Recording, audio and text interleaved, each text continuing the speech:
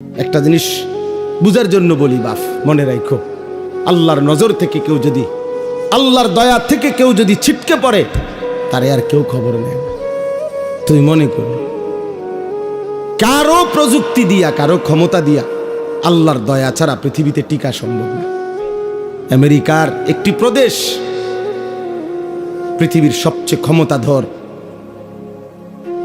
পৃথিবীর ক্ষমতাধর super power মনে করে নিজেদেরকে, সকল কিছু অত্যাধুনিক প্রযুক্তি, কিন্তু পৃথিবীর অসভ্যতার, নোংরামি, অশ্লীলতার, পৃথিবীর সমস্ত উলঙ্গ ছবি যেখানে তৈরি হয়, যেখানে সমস্ত বেশ্যাবৃত্তি, অসভ্যতার কেন্দ্রভূমি, সেই আমেরিকার ক্যালিফোর্নিয়ার লস অ্যাঞ্জেলাস, এই হলিউডের যেখানে, ওই অঞ্চলটা একটা স্টেট, একটা প্রদেশ বাংলাদেশের চাইতে বড়।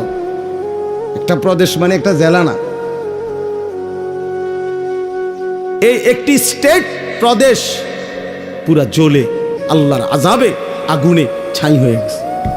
আজকে 8 দিন 10 দিনের মতো হয়ে গেছে, এখনো আগুন নিভাইতে পারে না, এখনো পুড়তেছে, এখনো পুড়ে যাচ্ছে। কোন 14,000 ফায়ার সার্ভিস কর্মী একসাথে 24 ঘন্টা ধরে পানি দিতেছে। পৃথিবীর সকল দেশের আশেপাশে, যার দেশে যত রকমের আগুন নিবানোর অত্যাধুনিক প্রযুক্তি আছে, সবাই পাঠাইছে, উপর থেকে বিমানের মাধ্যমে, নিচে, এবং আরো আশ্চর্য হলো সাগরের পারে ওই স্টেট,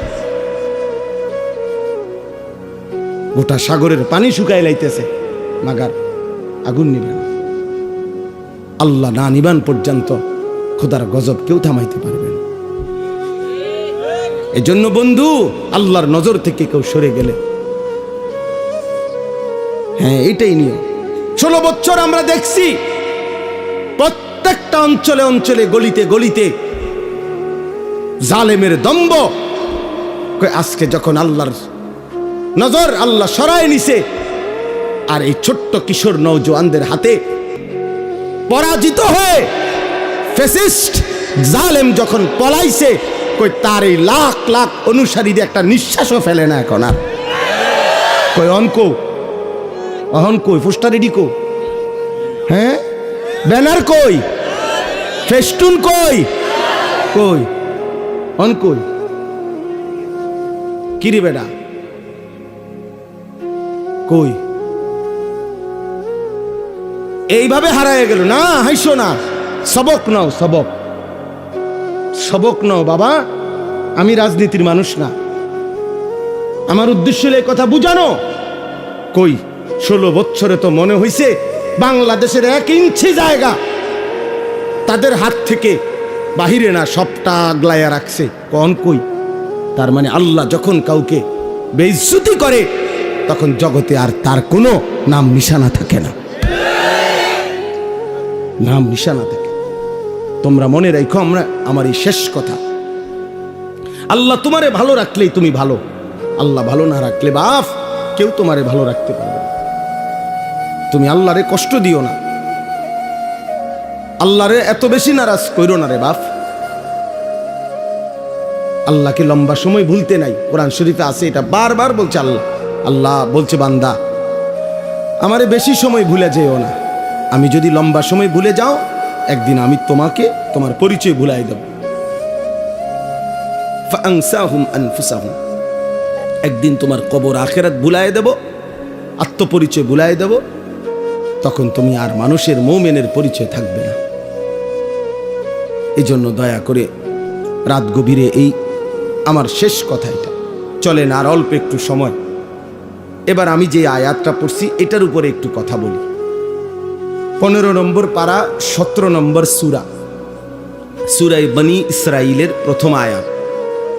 এই আয়াতটা হলো মেরাজকে কেন্দ্র করে আমাদের প্রিয় নবী সাল্লাল্লাহু আলাইহি সাল্লামের জীবনের অত্যন্ত গুরুত্বপূর্ণ, মর্যাদাপূর্ণ, বৈশিষ্ট্যমণ্ডিত একটা ঘটনা, নবীজির জীবনের একটা আজিমুশান সম্মান নবীর, সেটা হলো মেরাজ, মেরাজুর রাসূল, মেরাজুন নবী সাল্লাল্লাহু আলাইহি ওয়াসাল্লাম। রাসূলুল্লাহ সাল্লাল্লাহু আলাইহি ওয়াসাল্লামকে আল্লাহ তাআলা নবুয়তের সময়ে জমিন থেকে 7 আসমানের ঊর্ধ্বে কোটি কোটি গুণ ঊর্ধ্বে আল্লাহ তাআলা তার মহান আরশে আজিমের মধ্যে মেহমান করে নিয়েছিলেন। সেখানে আল্লাহ তাআলা নবীজির সাথে সাক্ষাৎ করেছেন, কথাবার্তা বলছেন, হাদিয়া দিছেন। স্বচক্ষে নবী আল্লাহকে স্বচক্ষে দেখছেন, আবার দুনিয়ার জমিনে ফেরত আসছেন। এই ঘটনাটাকেই বলা হয় কি? মেরাজ। মানে আমি সংক্ষেপে বললাম আর এটাকে কি বলে? মেরাজ বলে। এটা আমাদের নবী সাল্লাল্লাহু আলাইহি সাল্লামের জীবনের আশ্চর্যতম, অবাক করা, বিস্ময়কর ঘটনা। এই ঘটনাটা আল্লাহ তাআলা এই আয়াতের মধ্যে এই ঘটনার প্রথম অংশ তুলে ধরছেন। এই ঘটনাটা নবীজি সাল্লাল্লাহু আলাইহি সাল্লামের দুই ভাবে হয়েছে। একটা হলো জমিন থেকে জমিন, আরেকটা হলো জমিন থেকে আসমান ঊর্ধ্বে। প্রথম জিব্রাইল আইসা বোরাক, একটি জান্নাতি বাহন, ওইটার মধ্যে চড়াইয়া আল্লাহ নবী সাল্লাল্লাহু আলাইহি সাল্লামকে মক্কার জমিন থেকে, কাবা ঘরের কাছ থেকে মসজিদে আকসা, যেটা বর্তমান ফিলিস্তিনে বাইতুল মুকাদ্দাস, এই যেটাকে জেরুজালেম, ইসরায়েলরা ওই ইহুদি কুত্তারা যে জায়গাটা দখল করে রাখছে, মুসলমানদের প্রথম কিবলা মসজিদে আকসা, অত্যন্ত বরকতময় জমিন। এই বরকতময় ভূমি মসজিদ, ওইখান পর্যন্ত প্রথম জিব্রাইল নবীজিকে নিয়ে গেছে। তাহলে মক্কার জমিন থেকে ওই বাইতুল মুকাদ্দাসের জমিন মসজিদে আকসা, মানে মসজিদে হারাম থেকে মসজিদে আকসা। আমরা অনেকেই আলহামদুলিল্লাহ কাবা ঘর সবাই যাওয়ার তৌফিক না হলেও দেখছি। তো এই কাবা ঘর যে ছবিতে দেখছি, কালো গিলাফের যে কাবা ঘর, এই কাবা ঘরের চারদিকে গোলাকার, চারিদিকে মিলাইয়া মসজিদ আছে। এই মসজিদটারই বলে মসজিদে হারাম, অর্থ সম্মানিত মসজিদ।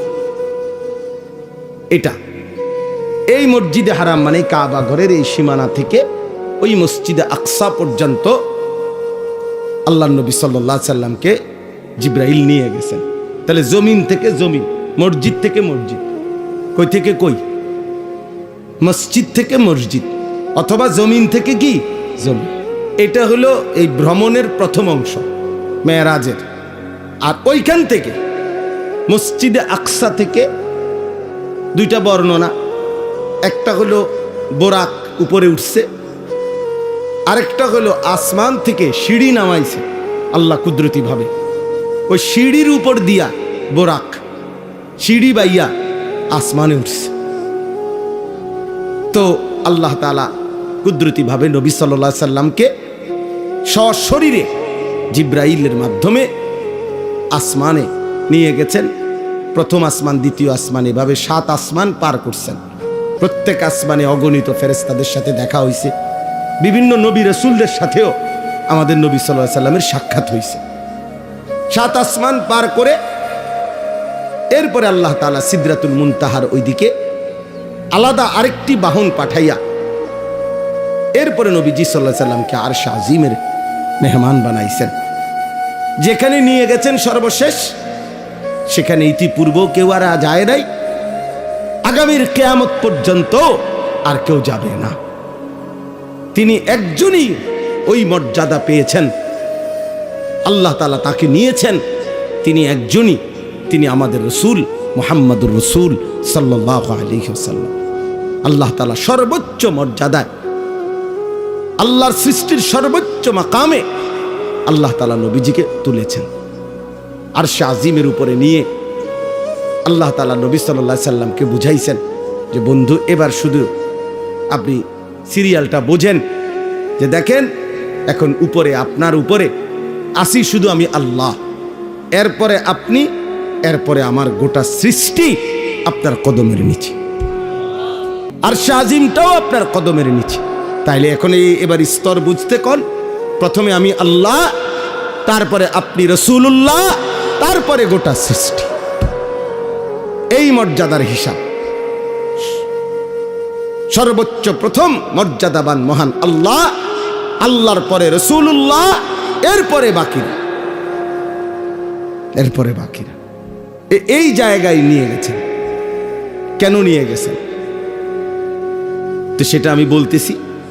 আগে ঘটনার যেই প্রথম অংশ, অর্থাৎ জমিন থেকে জমিন, মসজিদ থেকে মসজিদ, এই কথাটা আল্লাহ এখানে বলছেন। সুবহানাল্লাযী আসরা, পবিত্রময় সত্তা সেই মহান আল্লাহ, বড় বেশি পবিত্রতম, যিনি তার বান্দা প্রিয় রসুলকে নিয়ে গেছেন রাত্রিবেলা মিনাল মসজিদিল হারামি ইলাল মসজিদিল আকসা, মসজিদে হারাম থেকে মসজিদে আকসা পর্যন্ত।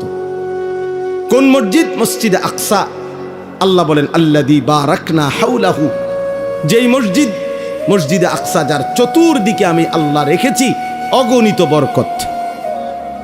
লিনুরিয়াহু মিন আয়াতিনা, এক কথায় আল্লাহ উত্তর দিছে যে যদি বলো বান্দা আপনি আপনার রসুলকে কেন মেরাজ করাইলেন, কেন করাইলেন আপনি, তো আল্লাহ তাআলা নিজেই উত্তর দিছেন লিনুরিয়াহু মিন আয়াতিনা, আমি আল্লাহ তাআলার অসংখ্য অগণিত কুদরতের কোটি কোটি নিদর্শন জমিনে আসমানে আরশ পর্যন্ত আমার সমস্ত কুদরতের নিদর্শন বন্ধুকে সচক্ষে দেখাবার জন্য আমি নিয়ে গেছি। বন্ধুকে আমি অগণিত নিদর্শন দেখাইছি। আবার ওই মসজিদের কাছেও, মসজিদে আকসা, সেখানেও আমার কুদরতের অগণিত নিদর্শন আছে। মানে পুরা সফরটাতেই আমি আল্লাহ তাআলা আমার রসুলকে অগণিত নিদর্শন দেখিয়েছি, এই জন্য নিয়ে গেছি। ইন্নাহু হুয়াস সামিউল বাসীর। ঘটনা শুনে এই দেখেন আল্লাহ তাআলা বলেন আমার রসুলের মেরাজের ঘটনা শুইনা তোমরা কে কি মন্তব্য করছো, কে কি গ্রহণ করছো, কে কদ্দুর গ্রহণ করেছ, কে বর্জন করেছ, কে টিটকারি করছো, আমি সবটা আমি আল্লাহ শুনেছি, শুনতেছি, এবং আমি আল্লাহ সচক্ষে দেখি। আমি সামি, আমি শুনি, আমি বসির, আমি দেখি। এত বড় বন্ধুকে পেয়ে, এত বড় বন্ধুর মর্যাদা শুনে তোমরা ইমানদাররাই বা কি করলা, নাফরমানরাই বা কি করলা, আমি এটা শুনতেছি, আমি এটা দেখতেছি। অতএব প্রিয় বন্ধু, এবার শুনেন, পুরা লম্বা কাহিনী বলা আমার পক্ষে সম্ভব না। এত রাত আপনাদের ইমাম সাহেবরা নিজ নিজ মসজিদের মধ্যে এটা বলে, মোটামুটি এটা নিয়ে আলোচনা হয়। আমি ঘটনা পুরা শুনাইতে চাচ্ছি না, আমি শুধু 2-3টা ছোট্ট ছোট্ট কথা মেরাজের ঘটনার থেকে বলতে চাই। 1 নম্বর কথা হলো রাসূলুল্লাহ সাল্লাল্লাহু আলাইহি সাল্লামকে আল্লাহ তাআলা এই মেরাজে কখন নিলেন। নবী সাল্লাল্লাহু আলাইহি সাল্লাম যখন আল্লাহর দ্বীন প্রচারের জন্য, দাওয়াতের জন্য মানুষের কাছে কালেমার দাওয়াত পৌঁছাইতে গিয়ে জুলুম, নির্যাতন, বেইজ্জতি, অপমান, এর চূড়ান্ত অপমানের শিকার হইছেন, জুলুমের শিকার হইছেন, এরপরে আল্লাহ তাআলা নবীকে তার সর্বোচ্চ মেহমান বানিয়ে মেরাজে নিয়ে গেছে। নবী সাল্লাল্লাহু আলাইহি সাল্লাম 10 বছর মক্কায় কালেমার দাওয়াত দিছেন। প্রতিদিন মক্কার কাফের কুরাইশরা দিবানিশি বিরোধিতা করছে, জুলুম করছে, নির্যাতন করছে, শারীরিক মানসিক সর্বদিকে। নবীর শরীরেও আঘাত করছে, মানসিকভাবে গালি গালাস, মন্দ সন্দ বলতো। নবীজি সাল্লাল্লাহু আলাইহি সাল্লাম কষ্ট পাইতেন, কখনো বলতো পাগল, গণক, জাদুকর, ইত্যাদি ইত্যাদি। আল্লাহ নবী সাল্লাল্লাহু আলাইহি সাল্লাম একদিনের জন্য কারো বিরোধিতায়, কারো জুলুমে, নির্যাতনে, শত্রুতায় আল্লাহ নবী তার কালেমার দাওয়াত বন্ধ করে নাই।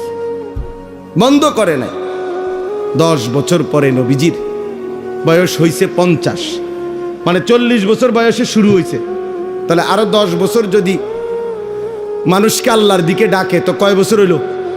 50। আর নবুয়তের বছর কত? 10। নবুয়তের সময় পার হইল কত? দাওয়াতের টাইম গেল কয় বছর? 10 বছর। এই 10 বছর পরে নবীজির বয়স যখন 50, তখন নবীজির 2 জন ঘনিষ্ঠ মানুষ ইন্তেকাল করছেন। একজন চাচা আবু তালেব, আরেকজন নবীজির স্ত্রী আম্মাজান খাদিজা রাদিয়াল্লাহু তাআলা আনহা। খুব কাছাকাছি, 1 সপ্তাহের ব্যবধান, 5 থেকে 7 দিনের ব্যবধানে চাচাও মারা গেছেন, স্ত্রীও মারা গেছেন। ইন্তেকাল করছে।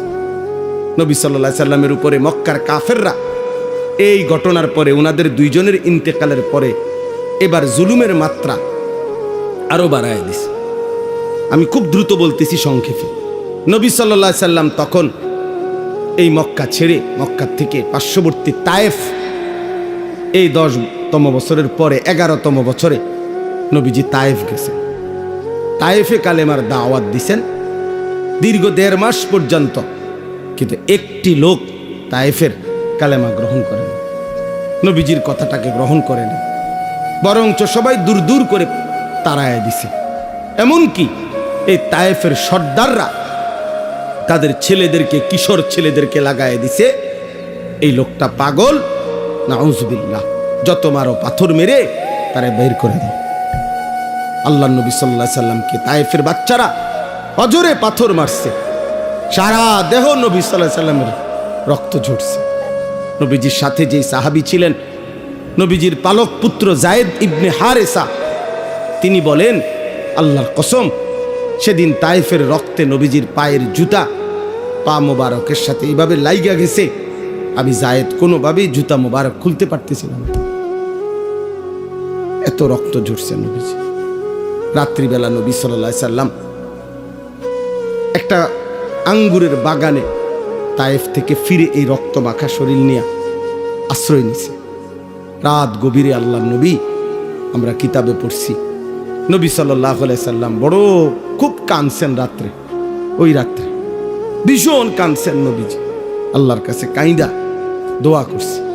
মাওলা, লম্বা একটা দোয়া আছে হাদিসে, আমরা পড়ছি এটা।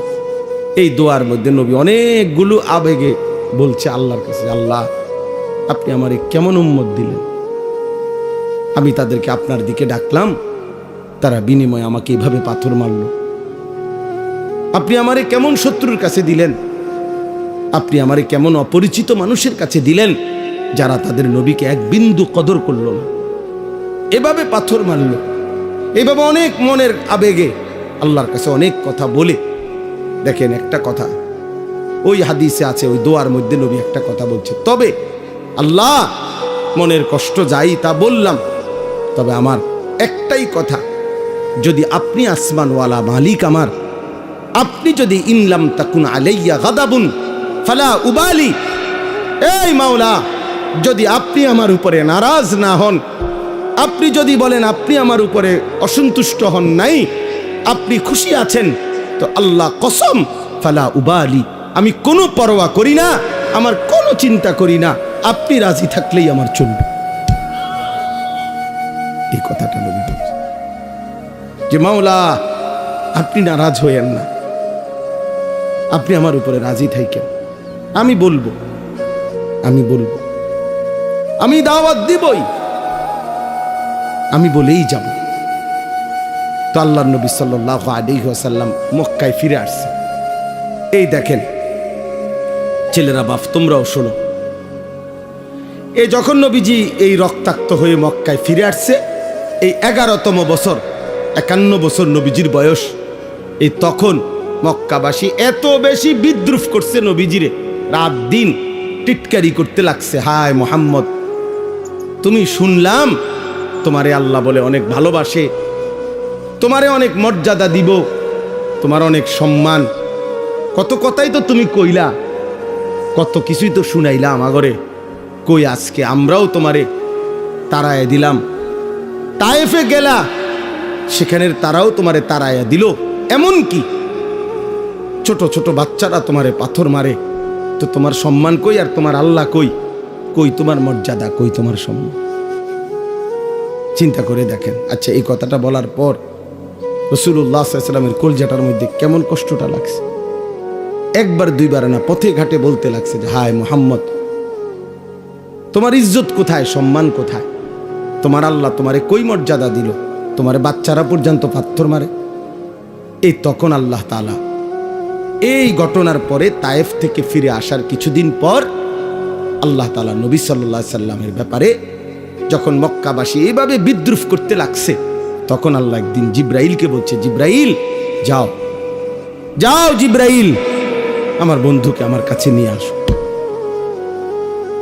বন্ধু আমার অনেক দিন কষ্ট সইছে, আমার বন্ধুর প্রতি ফোঁটা রক্ত আমি দেখছি, আমি বন্ধুর চোখের পানি দেখছি। যাও, আজ আমি বন্ধুকে সম্মান দেব, গোটা পৃথিবীবাসীকে দেখায় দেব আমার বন্ধুর ইজ্জত কাকে বলে, সম্মান কাকে বলে, আজ দেখায় দেব। এই জিব্রাইলকে পাঠাইয়া জমিন থেকে 7 আসমানের ঊর্ধ্বে আল্লাহর আরশে নিয়ে গেছে, নিয়ে বলছে পৃথিবীবাসী এবার দেখো প্রিয়জনের সম্মান কি। আমার জন্য যে কোরবানি করে, আমার জন্য যে ত্যাগ স্বীকার করে, আমার জন্য যে মানুষের মন্দ কথা শুনে, আমার জন্য যে জুলুমের শিকার হয়, আমি তাকে কোথায় নিয়ে আসছি দেখো। এই তখন আল্লাহ তাআলা নবী সাল্লাল্লাহু আলাইহি সাল্লামকে সর্বোচ্চ সম্মান দিয়েছেন, কারণ এর চাইতে ঊর্ধ্বে কোনো মাখলুক, আল্লাহর কোনো সৃষ্টি উঠতে পারে না, পারেও নাই, পারবেও না, পারবেও না। তাহলে আমরা এই কথার দ্বারা কি বুঝলাম? আমি সবাইকে এতটুকু বলতে চাই, বাবারাও মেরাজের এই ঘটনার থেকে, আল্লাহর নবী সাল্লাল্লাহু আলাইহি সাল্লামের জীবনের এই প্রেক্ষাপট থেকে আমরা এটা বুঝলাম যে আল্লাহর জন্য, দ্বীনের জন্য, মানুষকে আল্লাহর দিকে ফিরাবার জন্য, এমনকি নিজের স্ত্রী, সন্তান, পরিবারকেও আখিরাত, নামাজ, আল্লাহর দিকে ফিরাইবার জন্য জীবনের যত লজ্জাই পাইতে হয়, যত কষ্টই করতে হয়, খোদার কসম একজন মুমিন যদি সেটা করে, আল্লাহর কসম সে লজ্জিত হবে না। একদিন হাসরের ময়দানে আল্লাহ তাআলা তাকে বাদশাহী দান করবে। আজকে আপনারা অনেক বাবারা আছেন, আপনারা 2 বার 10 বার বলে আপনাদের ছেলেদেরকে ছেড়ে দিছেন, আপনাদের মেয়েদেরকে নিজের হাতে ছেড়ে দিছেন, স্ত্রীদেরকে নিজের হাতে ছেড়ে দিছেন। আহা, মুসলমানের বাপ বাইচা আছে, 16 বছরের ছেলেটা 1 ওয়াক্ত নামাজ পড়ে না, অথচ তার বাপ জীবিত, তার মা জীবিত। আহ, এই বাবার গায়ে সহে কেমনে? এই বাবা ভাত খায় কেমনে? কোনো দিন ফজরের নামাজ ছেলেটা পড়ে না, কোনো দিন পড়ে না। 365 দিনের 1 বছরে আহারে মা কেমনে ঘুমায়, বাবা কেমনে ঘুমায়, কেমনে রাত এদের ভোর হয়, কেমনে ভোর হয়। কোনো বাবা যদি সন্তানের প্রতি এতটুকু মায়া থাকতো যে আমার ছেলেটা তো আগুনে জ্বলবে, জাহান্নামের আগুনে, আমি কেন তাকে ফেরাবো না? আমার জীবনের আর কি অর্থ আছে? আরে আমি কার জন্য খাট বানাই, কার জন্য ঘর করি, কার জন্য বাজার করি? এই দুশ্মনের জন্য বাজার করে লাভ কি? এই দুশ্মন তো আল্লাহর দুশ্মন, রাসূলের দুশ্মন, ইসলামের দুশ্মন, মানবতার দুশ্মন। এটা বেনামাজি আল্লাহর দুশ্মন, বেনামাজি রাসূলের দুশ্মন, বেনামাজি কোরআনের দুশ্মন, বেনামাজি ইসলামের দুশ্মন। তো জমিনের সবচেয়ে নিকৃষ্ট যেই কপালে সেজদা নাই, হয়তো মানুষের কোনো কাতারে পড়ে না, কোনোভাবেই হয় মানুষও না, জানোয়ারও না। জানেন, বেনামাজি মানুষও না, জানোয়ারও না, এতে মানুষও না, ছাগলও না, গরুও না, কুকুরও না, বিড়ালও না। বলতে হেতে কিতা, হেতে হেতে কইতে পারবো, হেতে কিতা, আমি কিতে করবো? আমি কোনটার লগে মিলাই পারি না, এটা আমার ব্যর্থতা, আমি পারি না। কেন বললাম? মানুষ তো বলে তাকে যাকে আল্লাহ তাআলা ইবাদতের জন্য বানাইছে। কি আল্লাহ বলে নাই এ কথা? তাইলে যার দ্বারা ইবাদত হচ্ছে না সে তো মানুষ না। আবার জানোয়ার বলবেন কেমনে? তারে আমনে যদি কুকুরও কন, কুত্তাও তো প্রতিবাদ করবে আল্লাহর কাছে যে আল্লাহ আমনে আমারে তো সেজদা দিতে কন নাই। আল্লাহ কি কুকুরকে সেজদা দিতে বলছে? তো আল্লাহকে সে বলবে, কুত্তা বলবে আল্লাহ আরে কুত্তার মতো কইলো কেন, আমারে আমার লগে তুলনা দিল কেন? বেনামাজিরে আমারে তো আমনে সেজদা দিতে বলেন নাই, ওরে বলছেন তো আমার লগে মিলল কই? ওরে বলার পরে সে দেয় না, আমারও তো বলেন নাই, আমি সেজদা দিব কেন? আর আমার না দেওয়াটা দোষ না, আমারও তো আপনি আদেশ করেন না। কিন্তু এই জানোয়াররে তো সেজদা দিতে বলছিলেন আল্লাহ, এই জানোয়ার দেয় না কেন? এই জন্য মনে রাখো বাত আর বেডি সাউন্ড আর মোবাইল দেখো আর বন্ধুদের আড্ডা মারো, আহা শয়তান তোমাগরে কাম ধরায় দিছে, শুধু চুল ফিরাইবা, মাসে মাসে চুলের ডিজাইন বদলাবা, প্যান্টের ডিজাইন বদলাবা। এই শরীর, এই স্বাস্থ্য, যৌবন, পাউডার এবং একটু সাজগোজ, ডিজাইন, ফ্যাশন, এতটুকুর পিছনেই এমন সুন্দর সময় হায়াত শেষ করে দিল। কিসের পিছনে শেষ করলা বাবা? কিসের পিছনে? প্রিয় ভাই বলো। কেউ কারো দিকে বলো না, তুমি হাতেরে কইও না। একজন আরেকজনরে বললে পারতা না। হাসি দিয়ে আমার কথা উড়াই দিও না, হাসি দিয়া উড়াই দিও না বাপ। একদিন দেখবা, একদিন মনে রাখো এমন হবে তোমারে কেউ ডাকবে না, কেউ ডাকবে না। আজ তো কেউ বলে কম বেশ, আজ তো কিছু ওয়াজ মাহফিল হয় পৃথিবীর অগণিত দেশে, পৃথিবীর অধিকাংশ দেশেই এমন বাংলাদেশের এই সুন্দর ওয়াজ মাহফিলের এই নিজাম পৃথিবীর বহু দেশে, কোনো দেশে, অধিকাংশ দেশেই নাই। আমাদের তো তক বলার একটা কি আছে, নিজাম, সিস্টেম আছে, চলমান একটা রেওয়াজ আছে যে আমাদের দেশে এরকম সারাদিন গায়ে খাইটা মেহনত কইরাও মানুষ আবার মাগরিবের পরে রাত 12টা-1টা পর্যন্ত ওয়াজ শুনে। এর দুটো আছে এখনো। একদিন দেখবেন এটাও নাই, একদিন এটাও নাই। দুশ্মন প্রতিদিন ষড়যন্ত্র করছে কিভাবে মুসলমানের প্রজন্মকে, আলেম, ওলামা, ইসলাম, একটা এরকম অনেক ছেলে আছে জীবনে কোনোদিন কোরআন শরীফটা হাতেও ধরে নেয়, সে কইতেও পারতো না কোনোদিন এই কোরআন একটা পৃষ্ঠার মধ্যে। কিন্তু সেই ছেলেটা দেখেন কত ঘন্টা দেখেন গিয়ে মোবাইল চালাইছে। 60 বছর বয়স, 40 বছর বয়স, জীবনে কোনোদিন একটা কোরআনের পৃষ্ঠা, একটা লাইন সাইয়া সাইয়াও শুদ্ধ পড়তে পারে না। আহারে দুর্ভাগ্য রে। আমার খুব আশ্চর্য, মনে হয় কাঁদি যে হায় রে মুসলমান, এত বোকা কেমনে হইলা রে বাপ, কেমনে হইলা। মুসলমানের ঘরে জন্ম নিয়ে কোনোদিন আল্লাহর কোরআন পড়তেও মন চাইল না, ছুঁয়ে দেখতেও মন চাইল না। এটা কি তাবিজের কিতাব? কথা বলেন না। কোরআন শরীফ তাবিজের কিতাব। তাবিজ তো হয় দোকানের মধ্যে, হুজুরদের কাছে আইয়ে তাবিজ, হুজুর একটা তাবিজ লিখে দেন দোকানে ঝুলাইলে যাতে বিপদ আপদ থেকে বাঁচে, বেচা কিনা ভালো হয়। তাবিজ দিত কাস্টমার, বেচার মানে কামাই রোজ, হাবড়া আমি তাবিজ দিমু, হাবড়ার দোয়ানে বেচা কিনা ভালো হইবে।